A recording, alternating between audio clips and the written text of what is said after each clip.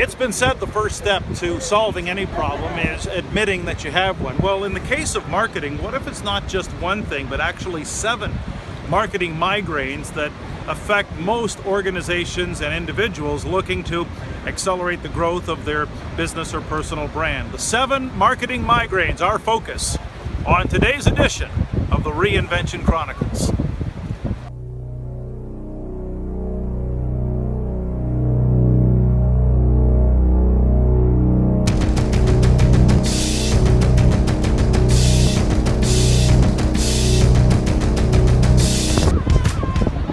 One of the great wonders of the physical world, Niagara Falls, provides the backdrop as we dig into what we call the 7 marketing migraines. Now, in the course of traveling throughout North America and parts of Europe and speaking with CEO groups and senior executives, we've probably consulted upwards of 3,000 people who over those past 4 or 5 years have identified 7 common marketing migraines, habitual headaches and plague every organization looking to accelerate and differentiate their marketing efforts. So let's just quickly go through those in no particular order, but starting with number 1, when the subject of marketing comes up, it's been my experience that a lot of people feel, geez, it's awfully difficult to determine the ROI as well as the ROT. In other words, what is our return on investment as well as the return on time? How do we actually know that the time, money, energy we're investing actually is producing some sort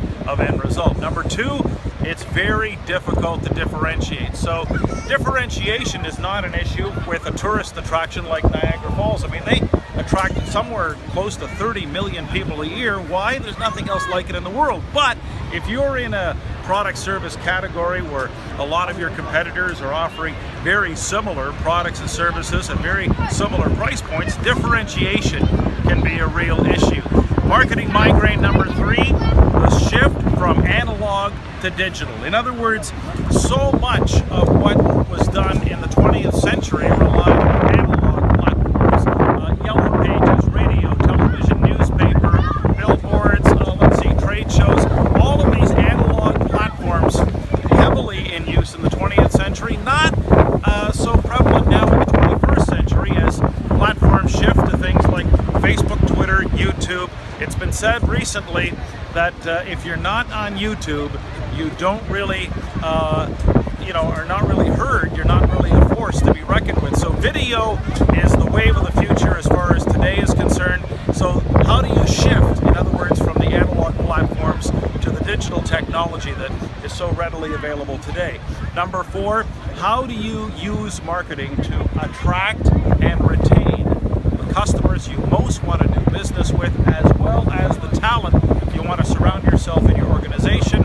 Number 5, it's very difficult to align and engage. In other words, how do you get marketing, operations, sales, HR, everyone in the organization basically reading from the same marketing playbook? Number 6, very difficult to identify expertise. Just because someone has, let's say, a marketing degree or someone has some sort of formal qualifications or training, does that necessarily mean they possess the expertise in terms of proven market results? So I know a lot of CEOs I speak to who have either operations or finance backgrounds find it very, very difficult to pinpoint who exactly has marketing expertise. And marketing migraine number 7 is very difficult to implement and sustain.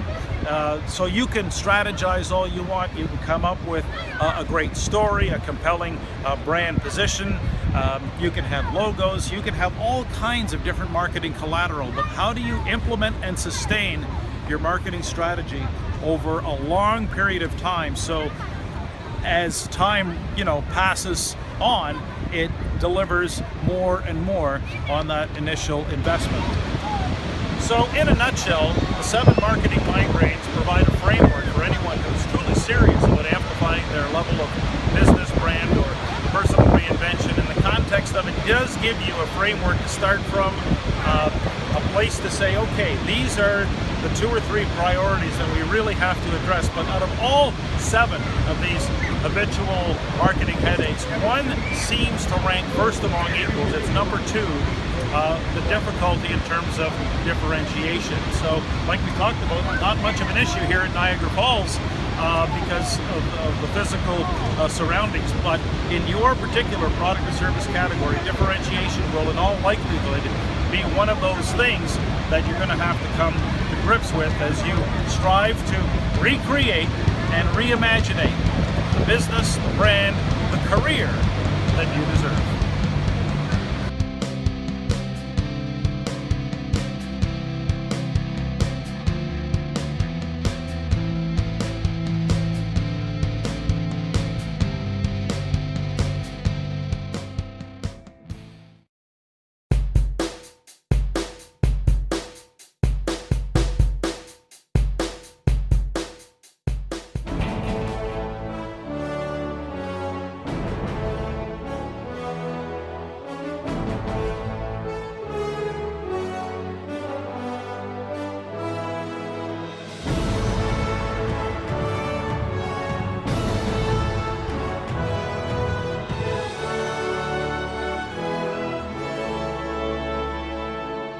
Niagara Falls, one of the natural wonders of the world. It has always had the ability to evoke emotions. People have been impressed by its spectacular beauty, awed by the enormous volume of water spilling over the brink, the equivalent of 1 million full bathtubs a minute. The tremendous roar and the violence of the water as it makes its plunge can be frightening, compelling the viewer to respect these wild waters. For many, the overall impression is nothing short of inspiring. As the lyrical Irishman Thomas Moore wrote to his mother from Niagara in 1804, "I have seen the falls, and am all rapture and amazement." There's also a softer, romantic side to Niagara, probably best represented by the countless numbers of newly married couples who, over many generations, have come to this beautiful place for their honeymoon. For them, Niagara Falls will always have a special place in their hearts and minds. Niagara Falls is one of the most famous and most visited natural spectacles on Earth. The falls straddle the Niagara River, which flows for 35 miles between Lake Erie and Ontario. The falls also straddle the border between Canada and the United States. An important and interesting chapter of the Niagara story tells of the stunters, daredevils, those individuals who have deliberately challenged the Horseshoe Falls. The first was a 63-year-old former dance instructor by the name of Annie Edson Taylor, who'd been living in Bay City, Michigan. On October 24, 1901, she went over the falls in a 160-pound wooden barrel and survived. Annie hoped to achieve some fame and fortune from her exploit. She got the fame, at least in Niagara Falls, but the fortune eluded her. She died penniless 20 years later. Since then, 15 other people have copied this type of stunt. Some, like Annie, have used not a barrel, but a large rubber ball, a jet ski, or a kayak. Believe it or not, they've all been tried. Out of the total of 16 people, 11 have survived, 5 have not. A word of warning: stunting on the Niagara River is illegal. If you do manage to survive, you'll be arrested, charged, and have your day in court. There are 3 waterfalls. On the New York State side, there is the American Falls, which is 850 feet wide and drops over 100 feet to great piles of rock at the foot of the cataract. This rock has been broken off the gorge wall over thousands of years. During daytime hours in the summer months, close to 4 million gallons of water spill over the brink every minute. Nearby is lovely Bridal Veil Falls.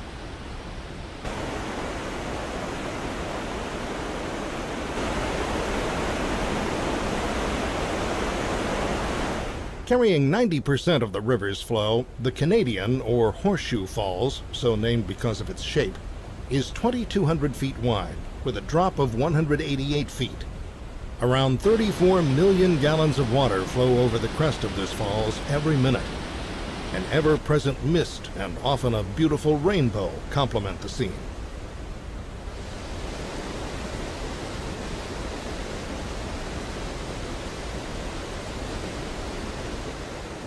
Lying between the Bridal Veil Falls and the Horseshoe Falls is a lovely island with the curious name of Goat Island. It's part of Niagara Falls State Park. Opened in 1885, it's the oldest state park in the United States. Niagara Falls is all about water, and there are a variety of experiences available that allow the visitor to get close to that water, and in some cases, get soaking wet too.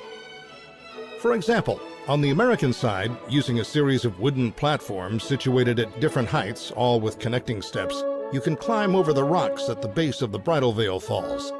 This is known as the Cave of the Winds. The fury of the water and its deafening roar creates an indescribable and memorable experience.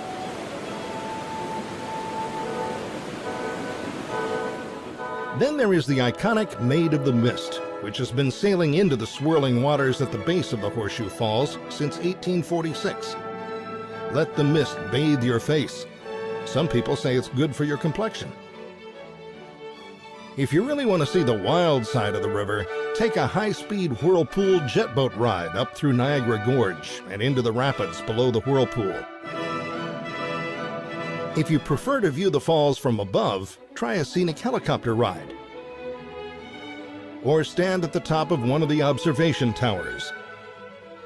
Other favorite viewing spots include Terrapin Point on the American side, Table Rock on the Canadian side, and the Rainbow Bridge across the gorge.